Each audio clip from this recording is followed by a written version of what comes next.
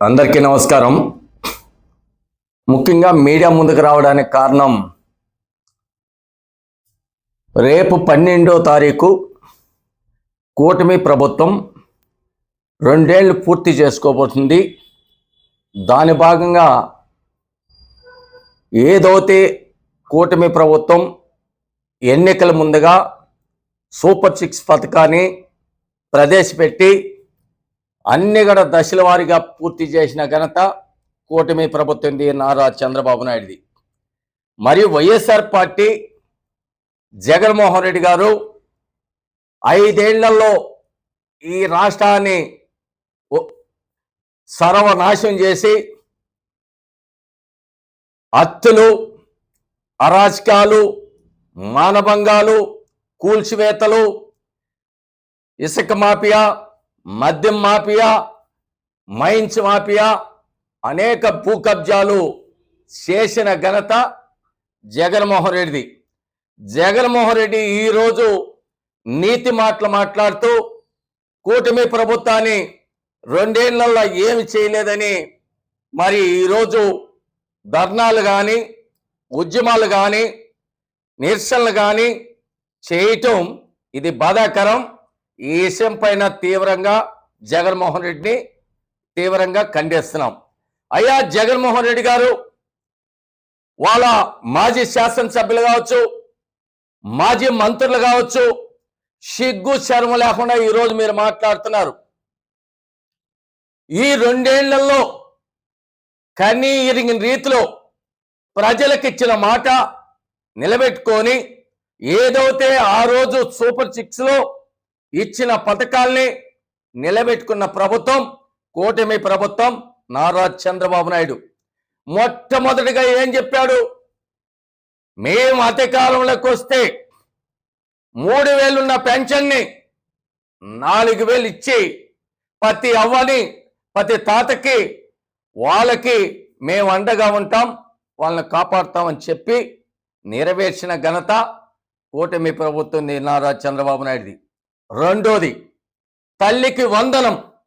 తల్లికి వందనం ద్వారా కూడా ఎంతమంది పిల్లలుంటే అంతమంది పిల్లలకు కూడా తల్లికి వందనం ఇస్తానని చెప్పి ఆ ఇంట్లో 3 4 5 మందికి ఉన్నా కూడా ఇచ్చి మాట నిలబెట్టుకున్న ఏకైక కూటమి ప్రభుత్వం నారా చంద్రబాబు నాయుడు. మరి ప్రతి చెల్లికి దీపం పథకం కింద ఏడాదికి 3 సిలిండర్లు ఇస్తానని గ్యాస్ ఇచ్చి నిలబెట్టుకున్న ఏకైక నాయకుడు నారా చంద్రబాబు నాయుడు. 3 పథకాలు అయినాయా? 4వది అన్నదాత సుఖీభవ, రైతులకి ఏడాదికి 20,000 రూపాయలు ఇస్తానని 20,000 రూపాయలు రైతు ఖాతాలోకి జమ చేసిన ఘనత కూటమి ప్రభుత్వంది నారా చంద్రబాబు నాయుడు అని కూడా మీడియా ద్వారా కూడా తెలియజేస్తున్నా. మళ్ళా మెగా డిఎస్ కింద ఆ రోజు నిరుద్యోగులకి అవకాశం కల్పిస్తానని చెప్పి మొట్టమొదటిగా ప్రపంచ దేశాలలో కన్నీ ఈనగని రీతిలో మెగా డిఎస్ కింద 16,500 టీచర్ పోస్టులు భర్తీ చేసిన ఘనత కూటమి ప్రభుత్వంది. యువ నాయకుడు, యువగలం వ్యవస్థాపకుడు నారా లోకేష్ బాబు దాన్ని కూడా తెలియజేస్తున్నా. అంతేకాకుండా 5 లక్షల ఉద్యోగాలు ఇచ్చి నిరుద్యోగులకి పెద్దపీట అయిన ఘనత లోకేష్ బాబుది, నారా చంద్రబాబు నాయుడుది, పవన్ కళ్యాణ్ దాన్ని కూడా కూటమి ప్రభుత్వాన్ని తెలియజేస్తున్నాం. ఆరోది ఏం చెప్పారు? ఏదైతే ఆర్టీసీలో ఉచితంగా మహిళలకు ప్రయాణం చేసేదానికి స్త్రీశక్తి కింద ఆర్టీసీ బస్సులో, ఎర్ర బస్సులో తిరగడానికి వాళ్ళకి పెద్దపీట వేస్తాం, వాళ్ళు ప్రయాణం చేయడానికి అవకాశం కల్పిస్తానని చెప్పి ఆర్టీసీ బస్సులో ఉచితంగా మహిళల్ని ప్రయాణం కల్పించిన ఘనత కూటమి ప్రభుత్వం నారా చంద్రబాబు నాయుడు. ఇంకేం సూపర్ 6లో ఏమయ్యా జగన్మోహన్ రెడ్డి పిచ్చి ముదిరి పరాకాష్ఠ చేరింది. మీ మాజీ మంత్రులు కావచ్చు, ఆర్కే రోజా కావచ్చు, పేర్లి నాని కావచ్చు, పిచ్చోడు కొడాలి నాని కావచ్చు, అంబటి రాంబాబు కావచ్చు, మిగతా ఉండోళ్ళంతా కూడా సూపర్ 6లో ఏ కాలేదంటున్నారు. 100% ఇవన్నీ చెప్పినవన్నీ కానీ పెన్షన్ ఇచ్చినాడా లేదా, ప్రతి తాతను అడుగు. గ్యాస్ సిలిండర్ ఇచ్చినాడా లేదా, పొయ్యి మంటేసుకునే అక్క చెల్లిని అడుగు. తల్లికి వందనం ఎవరైతే ప్రతి పిల్ల చదువుకున్న పాప పిల్లోడు కావచ్చు వాళ్ళ ఇంటికి వెళ్ళి అడగండి. అన్నదాత సుఖీభావ కింద రైతులకు మరి ఏడాదికి 20,000 ఇచ్చినారు. ఆ రైతుల దగ్గరికి వెళ్ళి కనుక్కోండి. ఆఖరికి మెగా డిఎస్ కింద టీచర్లే మీకు బుద్ధి చెప్పినారే, ఆ టీచర్లే మీటింగ్ పెట్టి 5 ఏళ్లలో జగన్మోహన్ రెడ్డి ఒక్క మెగా డిఎస్ కింద ఒక్క పోస్ట్ కూడా ఆ టీచర్ పోస్ట్ భర్తీ చేయలేదు. 16,500 ఇప్పుడు 10,500 పోస్టులు నారా లోకేష్ బాబు గారు చేసినారని మరి చెప్పినారే. మరి ఈరోజు ప్రతి మహిళని ఆర్టీసీలో రాష్ట్ర వ్యాప్తంగా ఒక అనంతపురమే కాదు జిల్లాలో కనుక్కోండి, బస్సులు ఉచితంగా తిరుగుతున్నారా లేదా. ఇంకేం ఇవ్వాలా, సూపర్ 6 అన్నీ అయినాయి కదా. మరి ఈరోజు కూటమి ప్రభుత్వం ఇటు అమరావతి ఇటు పోలవరం మంచి రాష్ట్రానికి ఇప్పటికే రష్యాలో మా యువగలం వ్యవస్థాపకుడు, భవిష్యత్తు నాయకుడు, ఐటీ శాఖ మంత్రి, విద్యాశాఖ మంత్రి ఈరోజు రాష్ట్ర వ్యాప్తంగా పర్యటిస్తూ పెట్టుబడులు ఆకర్షిస్తూ ఇక్కడి ఆంధ్రప్రదేశ్కి పరుగులు తీస్తున్నారు. నారా చంద్రబాబు నాయుడు ఒక నమ్మకం మీద, నారా చంద్రబాబు నాయుడు అంటే అభివృద్ధికి మారిపోయారని ఈరోజు పెట్టుబడులు పెట్టాలంటే ఆయన ఒక దమ్మున్న నాయకుడు. మరి ఎన్నో ప్రాంతాలని ఇటు నీటి సేకరణ కానీ మరి భూమి స్థలాలు కావలసిన వసతులు కల్పించే ఏకైక నాయకుడు. ఎవరైనా ఈ దేశాలు పెట్టుబడి పెట్టండి రాండి, మేమున్నాం, మా ప్రజలకి న్యాయం చేయండి, ఉద్యోగాలు కల్పించండి అని చెప్పే నాయకుడు, ఏకైక నాయకుడు నారా చంద్రబాబు నాయుడు అని. కొరియా కావచ్చు, ఇటలీ కావచ్చు, రష్యా కావచ్చు, ఈ దేశాలన్నీ కూడా స్వాగతిస్తున్నాయి. ఇన్ని రకాలుగా చేస్తా మరి ముందుకు పోయేప్పుడు మీ ఉనికి కోల్పోతున్నారని, మీ పార్టీ భవిష్యత్తులో ఉండదని, ఈ ఆంధ్రప్రదేశ్లో వైఎస్ఆర్ పార్టీ అనేది లేకుండా పోతాది అనే దాన్ని దృష్టిలో పెట్టుకొని మరి దుష్ప్రచారాలు చేస్తున్నారు. మీరు 5 ఏళ్లలో వరగబెట్టింది ఏముంది రాష్ట్రానికి? ఆఖరిగా నిన్నగా చూసాం, మనము అనే కార్యక్రమంలో మేం మొక్కలు పెంచే కార్యక్రమం, పచ్చదనం పెంచే కార్యక్రమం కూటమి ప్రభుత్వం నారా చంద్రబాబు నాయుడు ఈ రోజు కాదు ఎప్పటి నుంచో మొక్కలు పెంచాలన్నా పచ్చదనం ఉండాలన్నా అది నారా చంద్రబాబు నాయుడికి. మేము పచ్చదనం పెడితే నువ్వు నరికివేత మొదలు పెట్టావు, మేము మొక్కలు పెంచుతా ఉంటే ఆ మొక్కల్ని నరికి వేసేదానికి శ్రీకారం చుట్టే వ్యక్తి. ఈ రాష్ట్రంలో పచ్చదనం లేకుండా ప్రజలు అనేది ఉండకుండా ధ్వంసాలు చేయడానికే శ్రీకారం చుట్టిన వ్యక్తి నువ్వు. ప్రజల దగ్గరకు వచ్చి ఈరోజు మాట్లాడతావా? ఈ రాష్ట్రంలో నువ్వు తిరిగి ప్రచారాలు చేస్తున్నావంటే, మీ ధర్నాలు ఉద్యమాలు చేస్తున్నారంటే కూటమి ప్రభుత్వం ఎంత మీకు అవకాశం ఇచ్చి ప్రాధాన్యత ఇస్తున్నది గుర్తుపెట్టుకొని మాట్లాడితే బాగుంటుంది. మీరు నిన్నంతా మొన్నటి రోజున రాష్ట్ర వ్యాప్తంగా రాష్ట్రారోకాలు చేసినారే, ధర్నాలు చేసినారే, మేము ఎంత పేర్చిగా మీకు ఒక ప్రతిపక్ష వాదా లేకపోయినా ఒక వైఎస్ఆర్ పార్టీ నాయకులుగా మీరు అడగడానికి కానీ నిరసన తెలుపుకునేదానికి మీకు ఏ విధంగా పర్మిషన్ ఇచ్చాం? 5 ఏళ్లలో మమ్మల్ని ఇంటి నుంచి బయటికి రానికుండా పోలీస్ వ్యవస్థను పెట్టుకొని ఎక్కడికంతా నిర్బంధం చేసి ఆఖరికి ఒక ప్యాకాట పెట్టుకొని నిలబడుకునేదానికి మాకు అవకాశం ఇవ్వలేదే జగన్మోహన్ రెడ్డి గారు. 5 ఏళ్లలో మమ్మల్ని మీద ఇన్ని కేసులు పెట్టారు. ఈ రోజు గల కోర్టులు తిరుగుతున్నాం. మీరు హౌస్ అరెస్టులు చేసి మేము చెట్లల్లో గుట్లల్లో దాక్కునే పరిస్థితి వచ్చింది నీ యొక్క పరిపాలనలో. నువ్వు ప్రజా పరిపాలనగా చేసింది, ప్రజలకి ఆందోళన కార్యక్రమం చేశావు. జగన్మోహన్ రెడ్డి ప్రభుత్వం అంటే ఇక్కడ అందరూ కూడా భయపడి ఇంట్లల్లో దాక్కునే పరిస్థితి వచ్చింది. ఈరోజు ఎంత పేచగా తిరుగుతున్నారు ప్రతిపక్షాల పార్టీలు, మాజీ శాసనసభ్యులు. ఈరోజు మీ వైఎస్ఆర్ పార్టీ నాయకులంతా కూడా ఏ విధంగా ధర్నాలు ఉద్యమాలు చేస్తున్నారు, చెత్త చెత్త ఉద్యమాలు చేస్తున్నారే, చెత్త చెత్త మరి ధర్నాలు చేస్తున్నారే, దీన్ని ఏమనాలా?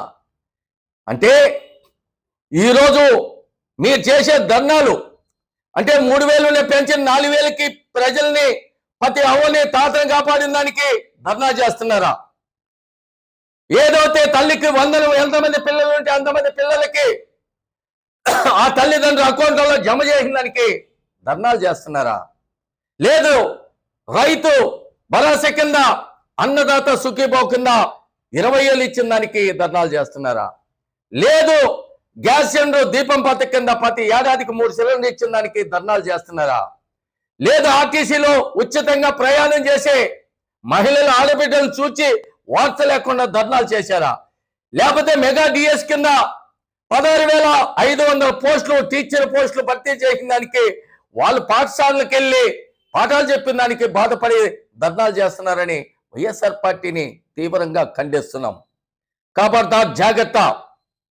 మీరు ఈరోజు ఆనాడు 5 ఏళ్లలో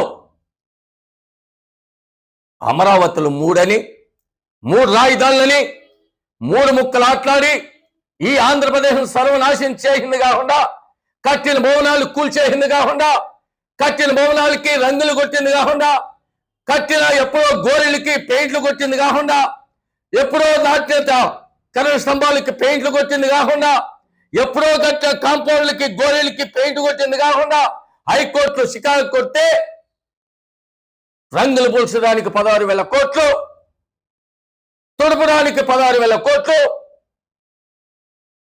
1,300 కోట్లు చేసి అంతా కలిపి 26 కోట్ల రూపాయలు ప్రజల ఖజానాని మరి లూటీ చేసిన దానికి మిమ్మల్ని స్వాగతించాలనా?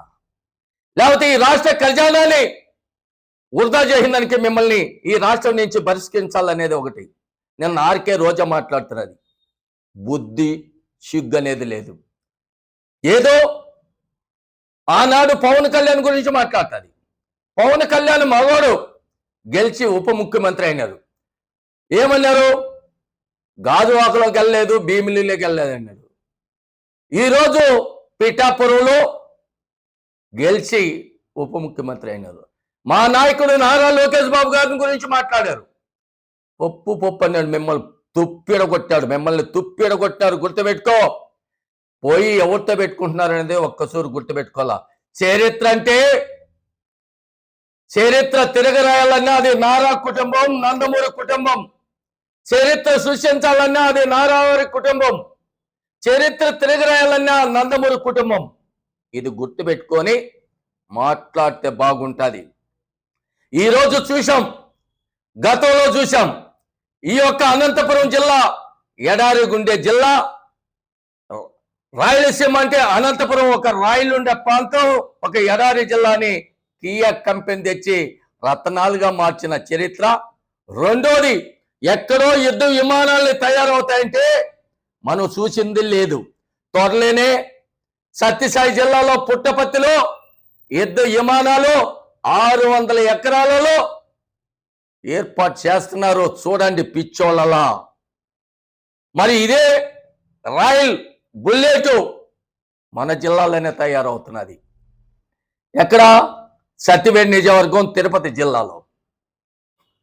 ఎన్ని పరిశ్రమలు వస్తున్నాయి. మరి మనం చూసాం కర్నూలు జిల్లాలో ఓర్కల్లో కానీ సోలార్ కావచ్చు, రకరకాల పరిశ్రమలు కావచ్చు, డోల్ కెమెరాలు కావచ్చు, ఇన్ని పరిశ్రమలు వస్తూ ఉంటే, పేదవాడు ఆకలి తీరుస్తూ ఉంటే, నిరుద్యోగులకు ఉద్యోగాలు కల్పిస్తుంటే చూసి వార్త లేకుండా ఇంకా మన పార్టీ భూస్థాపం అయిపోయింది అని మత్తి మరి చిన్న మెదురు చిట్లి పిచ్చి ముదిరి పరాకాష్ఠ చేరి మాట్లాడుతున్నారు. మాట్లాడేదంతా బూతులు. చంద్రబాబును గురించి, ఆయన వయసును గురించి మాట్లాడతారు. ఆయనకి నీకు నక్కలో నాగలోకానికి అంతుంది. ఈరోజు 76 సంవత్సరాలైనా 32 సంవత్సరాలు యువకులు మాత్రం 18 గంటల పనిచేసే వ్యక్తి ప్రపంచ దేశాలలో కూడా ఒక్క నారా చంద్రబాబు నాయుడికే అది ఆయన కాయద్యమే సాధ్యం అని కూడా ప్రపంచ దేశాలంతా కూడా ముక్కు మీద వేలేసుకుంటారు. మనకి 29 రాష్ట్రాలు ఉన్నాయి భారతదేశంలో. ఈ భారతదేశమే కాకుండా అమెరికా, ఆస్ట్రేలియా, సింగపూర్, మలేషియా ఇట్లా దేశాలన్నీ కూడా చంద్రబాబు నాయుడు అంత సమర్థమైన నాయకుడు, ఒక క్రమశిక్షణ కలిగిన నాయకుడు. ఆయన ఈ రోజు కూడా ఒక యంగ్ మాత, ఒక యువకుడు మాత 18 గంటలు పనిచేసే ఒక నాయకుడు ప్రపంచంలో ఎవరన్నా ఉండాలంటే ఒక చంద్రబాబు నాయుడు అని కూడా అందరూ కూడా ఈ రోజు చంద్రబాబు నాయుడిని ధన్యవాదాలు తెలియజేస్తున్నారు. మీకు పిచ్చి ముదిరి పరాకాష్ఠ చేరి నోటుకొచ్చినట్టు మాట్లాడుతున్నారు. మీరు ఎన్ని చేసినా రేపు తిరుపతిలో 2 సంవత్సరాలు పూర్తి చేసుకొని ఈ 2 సంవత్సరాలలో కూటమి ప్రభుత్వం ఏమేమి ప్రజలకు నెరవేర్చింది, భవిష్యత్తులో 3 ఏళ్లలో నెరవేర్చిపోయేది, మళ్ళా 2029లో గెలిచి ఈ రాష్ట్రంలో 10 కాలాలు కూటమి ప్రభుత్వం అధికారంలో ఉండి ఆంధ్రప్రదేశ్ని స్వర్ణాంధ్రప్రదేశ్గా మారుస్తారు. మార్చి తీరాలన్నా అది చంద్రబాబు నాయుడు కూటమి ప్రభుత్వానికే అది దక్కితిందని కూడా మీడియా ద్వారా తెలియజేస్తారు.